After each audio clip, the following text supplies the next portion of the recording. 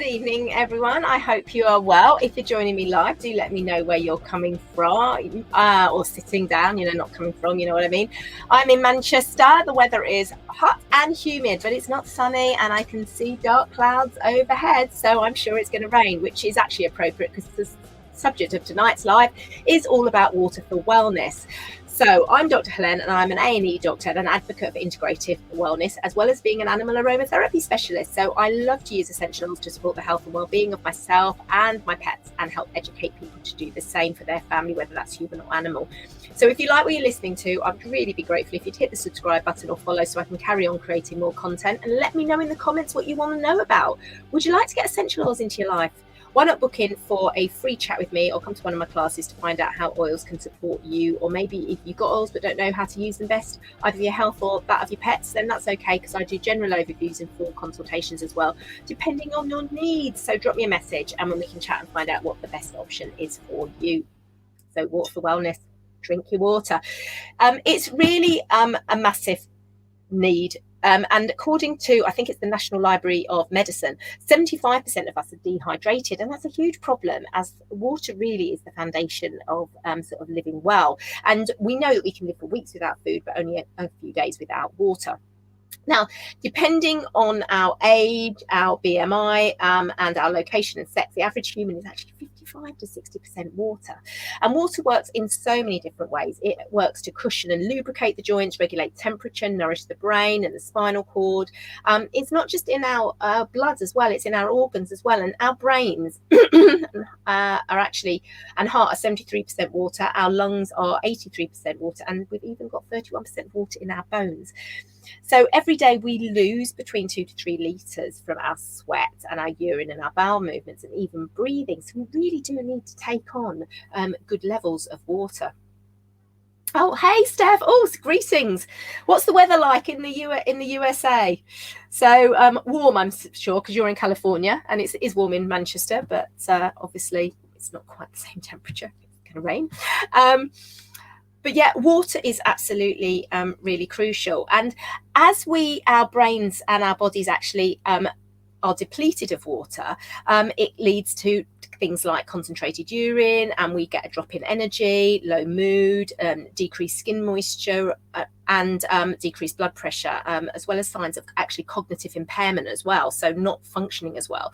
So if you've actually got a dehydrated brain, it actually means that you've got to work harder to accomplish the same amount of work.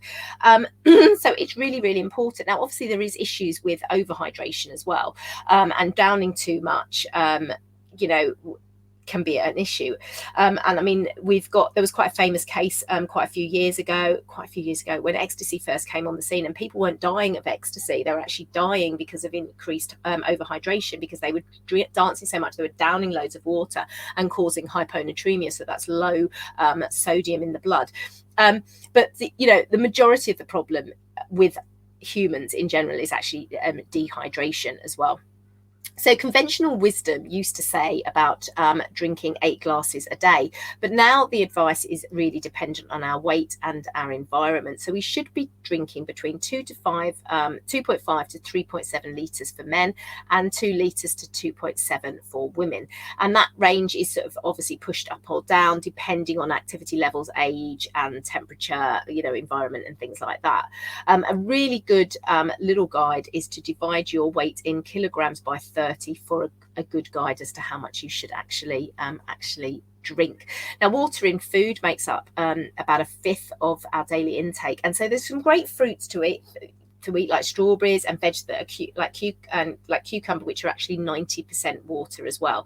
And obviously, it's important to increase all our valuable nutrients by eating all that fruit and veg, which also increases our fiber as well. So fruit and veg is really important for us. And hydrating ourselves throughout the day, and drinking water. So this is my water. I always add essential oils in there because I like the benefit. Now, because I use doTERRA oils, many of those can actually go in water, so particularly the citrus ones. So I've actually got, I have things like orange or tangerine or green mandarin. I'm actually in my water today, I've actually got something something called Air X, which is a wonderful one that's great for supporting the immune system as well, and it tastes absolutely brilliant. So making sure you drink enough water is going to do things like boost your energy. It's going to protect you. It's going to moisturize your eyes. It's going to regulate your temperature. It's going to keep your skin feeling comfortable. When I was a flight attendant for 7 years before I was a doctor, and obviously that really dried your skin out, and so you always made sure you drank about 2 liters of water on the plane, because you would just, it would really help keep your skin comfortable, because otherwise you'd get off a flight and it just felt so dry. Boost brain health. If you're studying or you're working and you're feeling yourself a bit sluggish, down a pint of water. Just down it. You will feel the benefits if you're feeling tired. And also drinking water helps keep you fuller for longer. And it's actually really helpful for if you're trying to lose weight. Drink water before you eat is going to help you feel satiated quicker as well, and obviously take up some room in your tummy as well. Also helps eliminate waste, because you're flushing your body through, so it's coming out in your urine, and obviously also eases your bowel movements as well. So a key issue is, as the heat temperature increases, you're going to your body's taking water out of your bowels, because that's what the large bowel does, takes water out of the stool, and so if you're not drinking to replenish that, your stool gets really hard and then uncomfortable to pass. So it's really important there. Now, also with this hot weather and where you're working as well, it's really important to sometimes pre-hydrate, really is the key. So the first thing you do when you get up in the morning, drink a pint of water, and then I always have a cup of warm water with some lemon oil in, just 1 drop, to sort of really replenish me. It helps uplift me, gets your digestion working and everything like that, gives you a little bit of a zing. It's really great. Okay. And then, different things. So before I take the dogs out for a walk, I'll drink some more water. Before I go to work, I make sure I drink another pint of water. I always have a water bottle with me at work, but it's really easy to not drink, and you can get on your break sometimes and think, I've not had a drink. So if you pre-hydrate, you're making sure you're hydrated for work. And then little habits, when I work in an A&E department, so if I'm waiting for a bleep to be answered, quick chug of water. I might, if I know a trauma's coming in, grab my water bottle, I should say, quick drink of water, because I don't know how long it's going to be before I can have another drink, because I'm tied up with a patient. Before you start to eat, make sure you drink some water.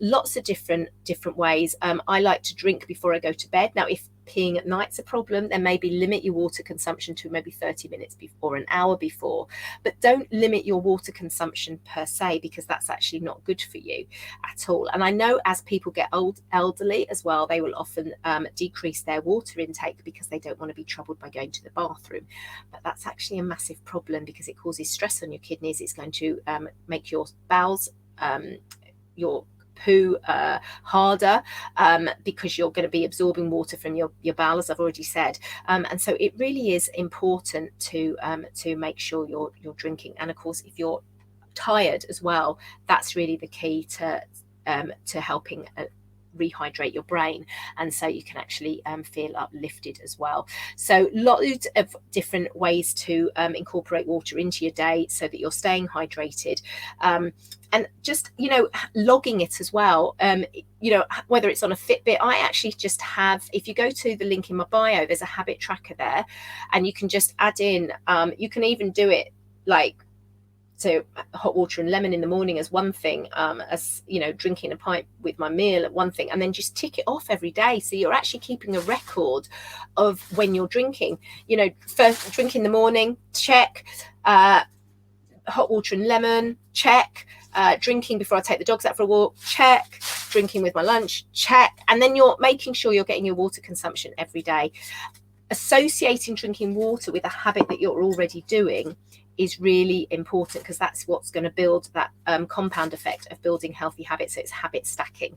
Having your bottle of water handy, again, really useful. I have a Chili's bottle, and I actually have different lids for it. So at work, I always have a screw lid, because I don't want, just in case bacteria floating around, don't want to put that mouthpiece on. But if I'm in my car or I'm out with the dogs, I want that like sports top, that's really easy to just drink out of. And I always have my water with me so that I can swill down, because I like to drink a lot of water. It helps my throat, helps me feel good. So make it convenient. Have your water there. If you're doing a lot of work, have your water there, whether you have a water bottle or a jug of water, just have it there. So you haven't actually physically got to move to go and get your water. It's super convenient there. So hope that helps. Hope she gives you some little few tips. Flavored water is absolutely brilliant. I do recommend trying some essential oils in it as well. If you've got any questions or you want to know more about using essential oils, drop me a message.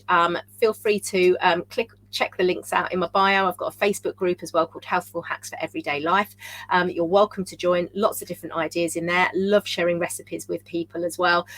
So let me know how you can, any help you want. And please hit the subscribe or leave me a 5-star review if you're watching on YouTube or listening to my podcast. I would be really grateful, because it all helps. Take care, everyone. Stay safe, stay well. Bye.